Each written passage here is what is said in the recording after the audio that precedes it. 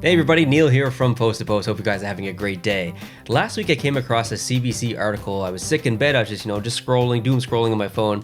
Came across a CBC article, and they were talking about NHL jerseys. Now it's not very often that a big media company like CBC, they would be kind of maybe like CNN or Fox or something like that in a USA equivalent.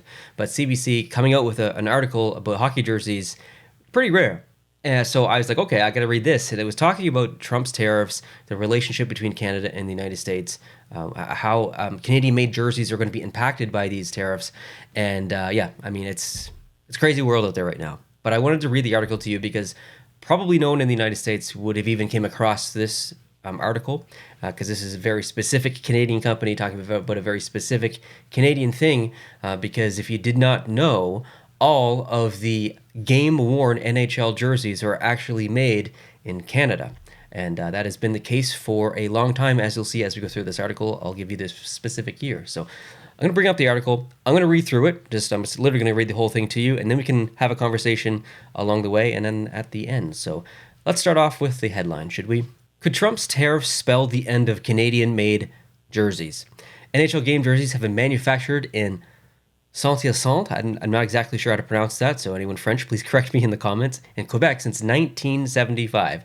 I will continue to pronounce it like that in this article, so hopefully that's even at least a little bit close, but anyways. Like the names of Hall of Fame players in the NHL arena, dozens of retired SP Apparel Inc. Employees' names hang from the rafters of the company's factory. The number on the back represents how many years that employee dedicated to making jerseys for the NHL.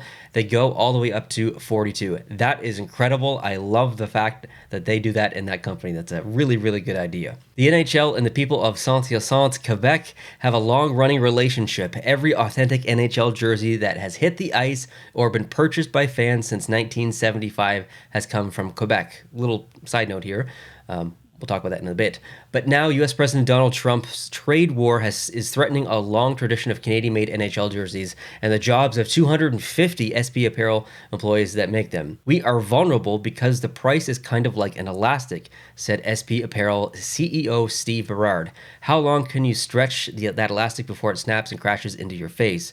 With 25 of the NHL 32 teams based in the United States, nearly 80% of everything made for the league in Saint-Hyacinthe could be hit with tariffs, raising the price of a jersey that already sits at a high price point. And yes, it does. An authentic pro jersey on the NHL shop website, which is run by the American company Fanatics, as we all know if you watch this channel, and has a licensing deal for all NHL official merchandise, starts at $499 Canadian for a custom authentic pro jersey that includes a name and number. That starts at $579 Canadian. Wow, I'll put the US conversion up there on the screen for any of my American viewers. The jerseys are composed of about 100 individual pieces that are stitched together by hand in Saint-Hyacinthe. The yarn for the fabric is sourced from the US, and the NHL team logos come pre-made from China. The rest is entirely made on site. I didn't know that. That's really good information to know. Here's another quote. We call it haute couture. It's not a mass production line. I think that probably translates to like high dress or like high fashion or like custom fashion, custom made. Again, correct me if I'm wrong, my French is not good, said Vice President of Sales, SP Apparel, Mike Quinn. The labor is the big component because you're paying Canadian dollars, you're paying Canadian labor rates, and these people have 20, 30 years of experience. The cheaper authentic replica jerseys available on the NHL shop are not made in Canada. Example, the jersey that I'm wearing is not a made in Canada jersey. It's not a jersey that was worn on the ice in the NHL. It's not a game worn jersey. It's just a regular retail jersey. It's made in, I believe, Indonesia, if I'm not mistaken. At least they were. I guess I could check the tag and see, but I'm quite confident that it is Indonesia. The article continues. Concerns about moving production to avoid tariffs. Berard worries that the NHL supplier Fanatics will consider moving production out of Quebec to avoid paying the tariffs. We don't have the capacity to absorb 25%, and the customer doesn't have the capacity for that 25% increase either, Berard said. Completely true. Last year, the contract through Fanatics to produce the authentic NHL Pro or Pro NHL jerseys and socks accounted for 70% of this company's SP Apparel's business. That's quite a bit. Economists say that the tariffs are designed to put the squeeze on companies like SP Apparel. Trump all along said, "We want those jobs to come back to the USA." like they were in the 1970s and 1980s. And this is one of them that is easily mobile. It said Moshe, I'm not sure how to pronounce that, Lander, economics professor at Concordia University. Lander is not convinced that the NHL would stand in the way if Fanatics decides to relocate its production, even if Canadian fans objected or even boycotted buying American-made jerseys. This is really insignificant because, yes, people do collect made-in-Canada jerseys, but the percentage of people who buy jerseys that actually specifically buy made-in-Canada jerseys, these expensive ones, we're talking about less than 1%. This is a really insignificant number. So any kind of like boycott, if the manufacturing did switch to the United States, would be financially insignificant to Fanatics. It's really an irrelevant point for a boycott to even happen. The article continues here. It might be something where they leave a reduced footprint in Canada, maybe only to do licensing for the 7 NHL teams up here, and the other 25 move to the U.S. side of the border. But I don't know that this is the type of thing that is going to really make the NHL pause beyond that this is a business decision. So just thinking about that, I'm trying to look, like from a Canadian's perspective, I live in New Brunswick, I obviously want that to remain in Canada. I want that business to remain in Canada, even though it's not in New Brunswick, it's in Quebec. It's still a Canadian company. They've been doing business with the NHL for, since 1975. That's a long time. Obviously, the quality is there. Obviously, the relationship is there. It's extremely important. If it wasn't working out, things would change. If the relationship or production was an issue in terms of quality of work or something. So I want to see that remain as a Canadian. And just as a hockey fan and as good people with really good experience, they deserve to continue doing their jobs that they've done for 20, 30, 40 years. But at the same time, if I'm really removing myself as a biased Canadian from the situation, I have to look at this and think, well, if I'm an American and there are 25 American teams, why is some company in Canada making jerseys for our American teams? That's a job that should be in America. American companies should be making jerseys for American teams.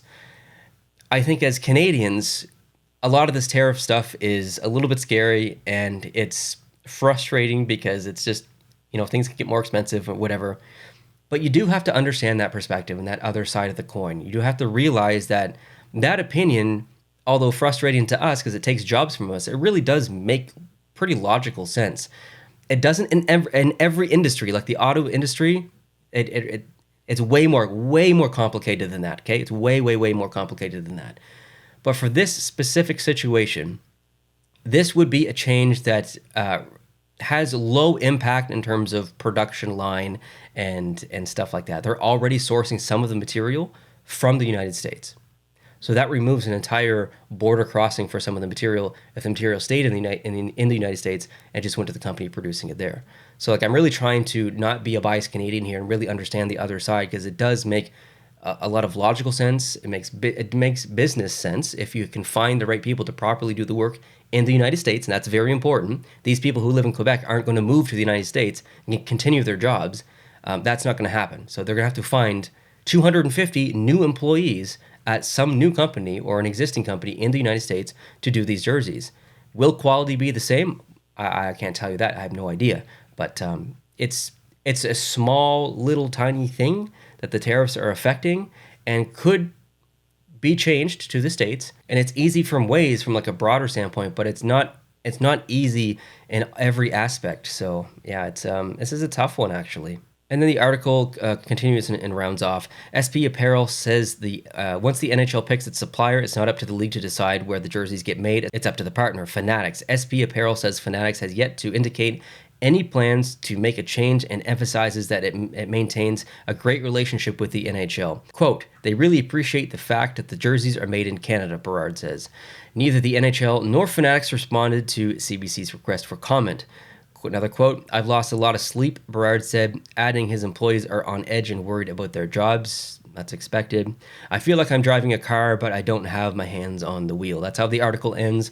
And well-written article, well-covered topic, and really important to probably anyone watching this channel or who has for a bit, because obviously we talk a lot about jerseys on this channel. I collect jerseys. You can see them behind me. We talk about jersey concepts every Friday. We talk about jersey leaks and releases. We're always talking about jerseys here. It's a huge passion of mine. I started out talking about day-to-day NHL hockey here on YouTube in 2017, and that's really morphed into maybe a more specific hobby of mine, which is jerseys and design. So this article was, right in my wheelhouse, and I had to talk about it. And unfortunately, I was sick last week, and for the last 2 weeks, couldn't make a lot of videos. But I'm talking about it now because it is important, and I'm very curious to know what you guys think. Most of you who watch my videos are American, according to my demographics and statistics on the back end of my YouTube.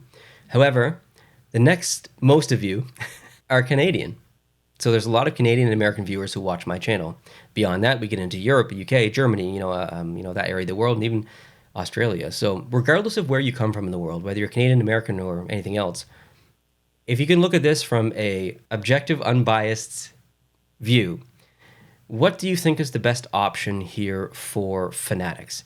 Does Fanatics leave the company in Quebec who has been doing it for all these years, since 1975, or do they try and save some money and move it to the United States?